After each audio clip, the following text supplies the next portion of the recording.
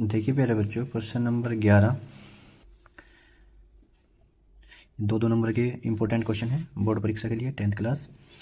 पहले 10% पहली 2 वीडियो में है, उनका लिंक डिस्क्रिप्शन में जाकर लिंक पर क्लिक करके 10% देख सकते हैं। इंपॉर्टेंट क्वेश्चन है और सभी वीडियो देखने के लिए चैनल को सब्सक्राइब करें। तो देखिए बेटा, 11वें क्वेश्चन में बोल रहा है गुणनखंड विधि से द्विघात समीकरण 3x² माइनस 2√6x प्लस 2 बराबर 0 के मूल ज्ञात कीजिए।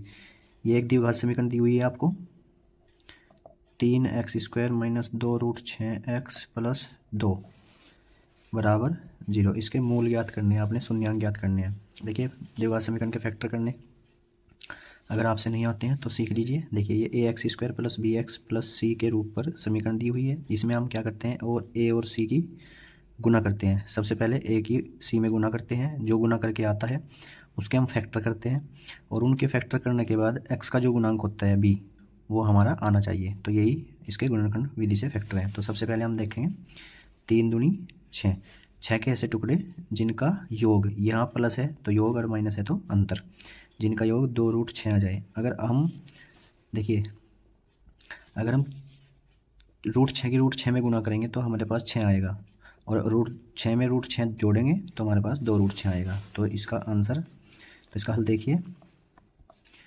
3x² माइनस 1√6x में माइनस का 1√6x अगर हम जोड़ेंगे तो हमारे पास यही आएगा, और √6 की √6 में गुना करेंगे तो 6 आएगा। ठीक है, समझ में आया यहाँ तक? अब आगे देखिए, यहाँ ये 3x² जोगा तो इस √6 को हम लिख सकते हैं 2 गुना 3x, इस वाले को भी ये लिख सकते हैं 2 गुना 3x प्लस 2 बराबर 0। अब आप इसमें से क्या कॉमन ले सकते हैं हम, √3x। देखिए, क्योंकि 3 में से √3 कॉमन लेंगे तो हमारे पास 3 बचेगा। ठीक है, क्योंकि √3 की √3 में गुना करके 3 ही आता है। ठीक है, तो यहाँ पे क्या बचेगा हमारे पास, √3x। तो √3x² को हम √3x गुना √3x लिख सकते हैं। तो एक √3x बाहर ले लिया और एक √3x अंदर आ गया। अब √3 बाहर आ गया तो √2 अंदर बचा, माइनस इसमें से भी आपने क्या कॉमन लेना है, ऐसी चीज़ कॉमन लेनी है जो अंदर √3 बचे, तो √2 कॉमन लेना है। तो √3x प्लस, बाहर माइनस है तो अंदर का चिन्ह भी बदल जाएगा, माइनस। ठीक है, कॉमन ले लिया ना हमने माइनस इसमें से, तो इसमें से √2 आपके पास बचेगा बराबर 0। देखिए, ये चीज़ और ये चीज़ आपकी बिल्कुल सेम है, समान है, तो ये दोनों में से कॉमन आ जाएगी। √3x minus √2 into √3x minus √2 बराबर 0। अब एक बार हम इसको 0 के बराबर लेंगे, एक बार इसको, तो जो हमारा x का मान आएगा वो समान आएगा। तो सबसे पहले फर्स्ट √3x माइनस √2 बराबर 0, सेकेंड √3x माइनस √2 बराबर 0। √3x बराबर, ये जो √2 है उधर जाके कहीं का हो जाएगा प्लस का। यहाँ पे भी आपने इसी तरीके से करना है, √3x बराबर √2, x बराबर √2 बटे √3, x बराबर √2 बटे √3। तो x के आपके पास 2 मान आ चुके हैं, 2/3, x बराबर √2 बटा 3, क्योंकि इसके ऊपर भी रूट है, इसके ऊपर भी, इसके ऊपर भी, इसके ऊपर भी, तो हम दोनों को ये लिख सकते हैं। तो x के मान, मूल क्या है हमारे, तो मूल बराबर, मूल पूछ रहे हैं ना, मूल ज्ञात कीजिए। तो मूल बराबर √2/3 कोमा √2/3, ये आपका आंसर। ठीक है, समझ में आया? अगला सवाल देखिए, गुणनखंड विधि से द्विघात समीकरण 2x² माइनस x प्लस 1/8 बराबर 0 के मूल ज्ञात कीजिए। ये भी इसी तरीके से होना है। तो देखिए कैसा होगा, 12वां 2x² माइनस x प्लस 1/8 बराबर 0, इसके भी मूल निकालने हैं आपने। देखिए, सबसे पहले इसको ax² plus bx plus c के रूप में लिख लेंगे। तो इसके बटे में 1 लगाएंगे, इसके बटे में 1 लगाएंगे, इसके बटे में 1 लगाएंगे, इनका लैसा आ जाएगा 8। ठीक है, अब देखिए, इसके बटे में 8 नहीं है तो 8 के ऊपर गुना हो जाएगी, 8 दूनी 16x² माइनस 8 एकम 8, और यहाँ पे 8 है तो 1 की गुना हो जाएगी, 1 एकम 1। 0 के बटे में 1 लगा के क्रॉस मल्टीप्लाई, आपके पास 16x² माइनस 8x और प्लस 1 बराबर 0। ये आपके पास द्विघात समीकरण बन चुकी है। अब इसके आपको फैक्टर करने हैं। इसके फैक्टर बिल्कुल सेम उसी तरीके से होने हैं जैसे पहले फैक्टर करके दिखाए हैं। 16 के ऐसे टुकड़े जिनका योग 8 आ जाए, 4 चौक 16, ठीक है। 16x² माइनस 4 में अगर हम 4 जोड़ेंगे तो 8 हो जाएंगे, और 4 की 4 में गुना करेंगे तो 16 आ जाएंगे, प्लस 1 बराबर 0। 16x² minus 4x minus 4x plus 1 बराबर 0। अब इनके जोड़े बना लीजिए आप। यहाँ से क्या कॉमन आ रहा है दोनों में से? 4x, तो यहाँ पे बचा 4x माइनस 1। इनमें से एक कॉमन आ गया क्योंकि ये चीज़ सेम बचनी है यहाँ पे, तो 4x बाहर माइनस कॉमन ले ले तो अंतर का चिन्ह बदल जाएगा, बराबर 0। अब ये दोनों में से कॉमन है, 4x minus 1 into 4x minus 1 बराबर 0। दोनों सवाल इंपॉर्टेंट है, इस तरीके का सवाल आपके पास बोर्ड में जरूर आएगा। अब जब एक बार इसको लेंगे, इस बार इसको लेंगे, 4x1 बराबर 0 और 4x माइनस 1 बराबर 0। x बराबर ये एक इधर जाके प्लस का और 4 इसके बटे में, ये भी सेम आएगा, तो मूल आपके पास आ जाएंगे, मूल बराबर 1/4 कोमा 1/। देखिए प्रश्न number 13 very very most important question है। इस प्रकार का क्वेश्चन आपके पास जरूर आएगा बोर्ड परीक्षा में। यदि द्विघात समीकरण, ध्यान से पढ़िएगा, 2x² प्लस px माइनस 15 बराबर 0 का एक मूल -5 है तथा द्विघात समीकरण p into x² minus x plus k बराबर 0 के मूल बराबर हों तो k का मान ज्ञात कीजिए।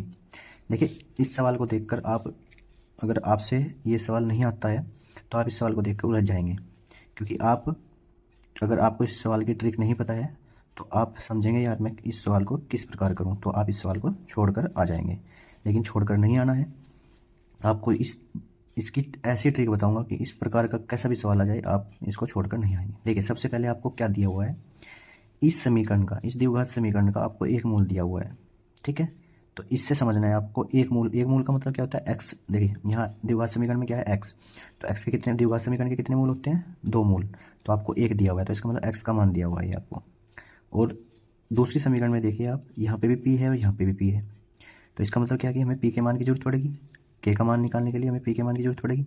तो हम इस समीकरण से p का मान निकालेंगे। उसने यही चीज़ दी है आपको कि सबसे पहले आप इस समीकरण में p का मान रख के, इस समीकरण में सबसे पहले आप x का मान रख के p का मान निकालें और p का मान इसमें लगा दें तो आपके पास k का मान आ जाएगा। और मूल बराबर में कंडीशन आपको पता है क्या होती है? b² माइनस 4ac बराबर 0 विविध कर, ठीक है। तो चलिए सबसे पहले हम क्या करते हैं, हल। आप लिखेंगे समीकरण 2x² प्लस px माइनस 15 बराबर 0 का एक मूल क्या है? -5 है, ठीक है। तो आप x के स्थान पर ये रख देंगे, तो इसलिए 2 गुना -5 का होल स्क्वायर प्लस p का मान आपने निकालना, x का मान -5 माइनस 15 बराबर 0। अब देखिए 2 गुना -5 का वर्ग कितना होता है? -5 का वर्ग कितना हुआ? 25, plus minus minus 5p minus 15 बराबर 0, 25 दूनी 50 माइनस 5p माइनस 15 बराबर 0।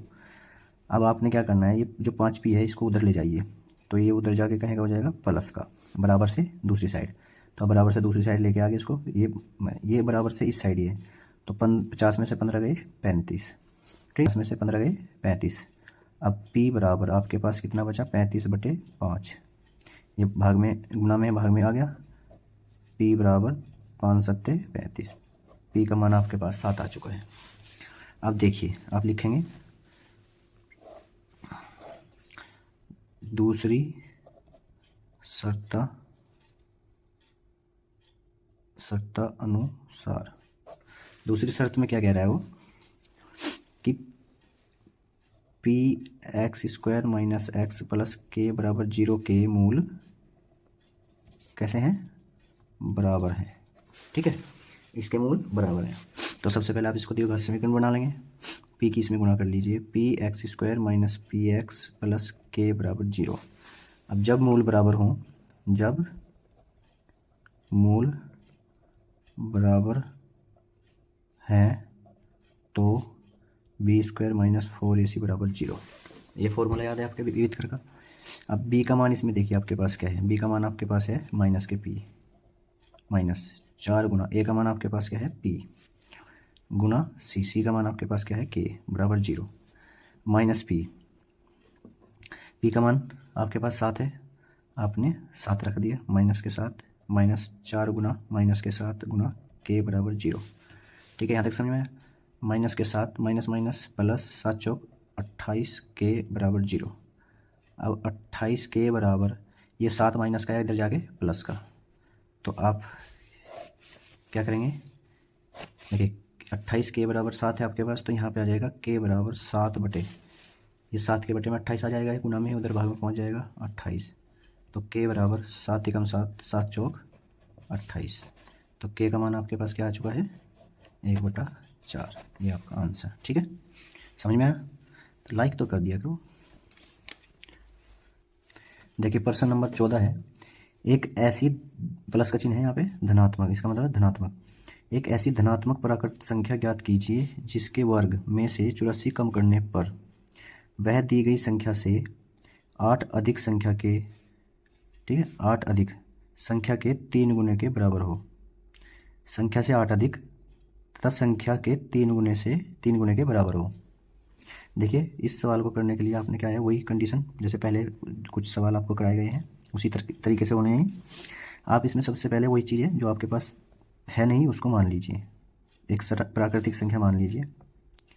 प्रश्न नंबर 14, माना एक धनात्मक प्राकृत संख्या x है। ठीक है, आपने कोई एक प्राकृतिक संख्या x मान ली। अब उसने क्योंकि इकाई और दहाई की बात नहीं की है तो हमने x ही मान ली उसको। ठीक है, अब उसने शर्त, देखिए क्या कह रहा है वो, शर्त। ठीक है, अब शर्त मानिए उसकी, प्रश्नानुसार आप लिखेंगे प्रश्नानुसार। प्रश्न उसका है कि उसके वर्ग में से, किसके, संख्या है x, उसके वर्ग में से अगर हम 84 कम कर दें, 84 कम कर दे तो वह दी गई संख्या, कौन सी दी गई संख्या, x से 8 अधिक, ठीक है, इससे 8 अधिक मतलब x + 8, 8 अधिक के 3 गुने से, इस संख्या के 3 गुणों के बराबर है, 3 गुने के बराबर है। इसी ने कहा, इसने ये कहा है कि अगर उस संख्या के वर्ग में से हम 84 घटा दें तो वह संख्या के 8 प्लस मतलब 8 अधिक, तो और संख्या के 3 गुने, इस संख्या के जो बनी है 8 अधिक संख्या के 3 गुने के बराबर है हो, तो हमें संख्या बतानी है। ठीक है, ये चीज़ समझ में आई ना। उसने कहा दी गई संख्या क्या है, x से 8 अधिक, इससे 8 अधिक, हमने 8 x + 8 अधिक कर दिया, संख्या के तिगुने से बराबर है, तिगुनों के बराबर है, तो 3 गुना हमने इसको कर दिया। अब देखिए ध्यान से, यहाँ से समीकरण बन जाएगी x² - 84 बराबर 3x + 8 = 24। ठीक है, x², ये 3x इधर आ जाएगा और ये माइनस के 84 और ये 24 इधर आगे माइनस का हो जाएगा बराबर 0।